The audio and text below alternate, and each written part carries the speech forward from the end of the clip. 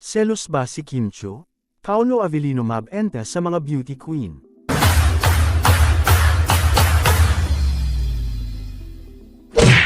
Mabenta talaga si Paolo Avellino sa iba't ibang event ngayon.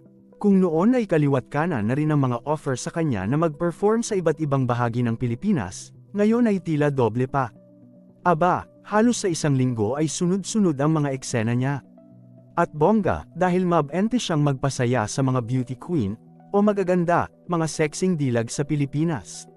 Yes, ang bongga lang na imbitado na naman si Paolo sa Grand Coronation Night ng Binibining Moncayo ngayong September 12. Ang Moncayo ay makikita sa Davao de Oro.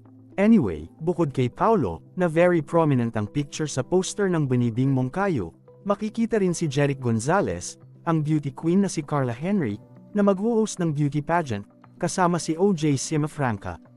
Ka-join din bilang mga hurado ang mga former beauty queen na tulad ni Shamsi Sop Lee, Ariela Arida, Kelly Day, Hannah Arnold, pati na ang runway coach na si Ian Menajar. At join sa event sina Albert Andrada, Howell Pantalona. For sure, manghaharana si Paolo sa mga magagandang kandidata. Di ba, bonggang-bongga nga si Paolo kapag kumanta ngayon, naramdam mong galing sa puso ang pag-awit, kaya mas dumarami ang kinikilig.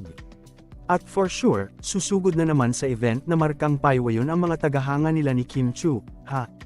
At for sure again, maraming magagandang dilag ang kikiligin sa kanya, lalo na kapag nilapitan na niya, tinitigan na niya, habang kinakantahan. Magselos kaya si Kim kapag napalibutan na ng magagandang dilag si Paolo? For sure, hindi, dahil sa tingin ko nga, secure nga si Kim, na sa kanya lang nakatutok ang mga mata ni Paolo, ha? Kilig yarn, bongga.